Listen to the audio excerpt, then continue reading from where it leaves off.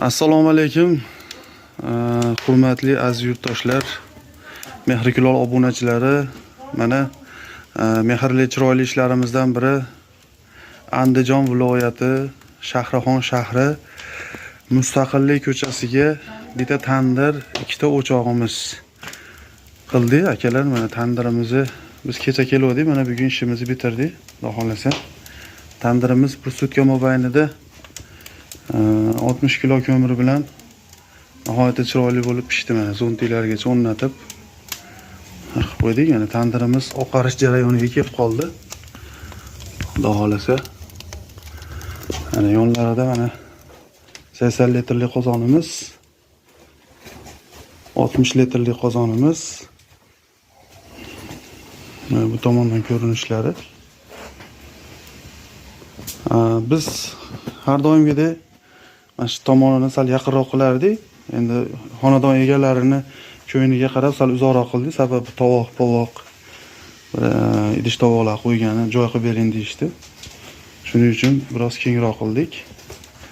Mana azizlar, tandirimiz ham bu galgisi avvalgilarga qaraganda bo'laycha stilda bo'ldi. Mana endi hammaga qiziq bo'lgan jarayon, mana hozir tutun tortish jarayonini bir qator ko'zdan kechirib qo'yamiz azizlar. Mana o'timini yoqib qo'yganmiz, xudo xolasa azizlar. Tutun tortish jarayoni, tutun tortishiga o'zlaring baho beraverasizlar azizlar. Mana tutunni so'rayapti, xudo xolasa. Bu 80 litrlik qozonimiz. Xo'p, mana 60 litrlik qozonimizni bitta ko'rib qo'yamiz. Mana akalar,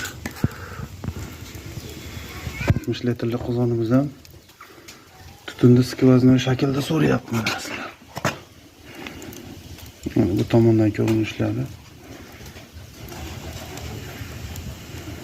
O'ta a'lo daraja.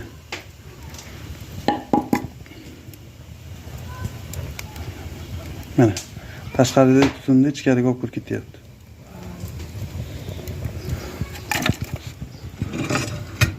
Mana azizlar, qozonimizda suv qaynadi.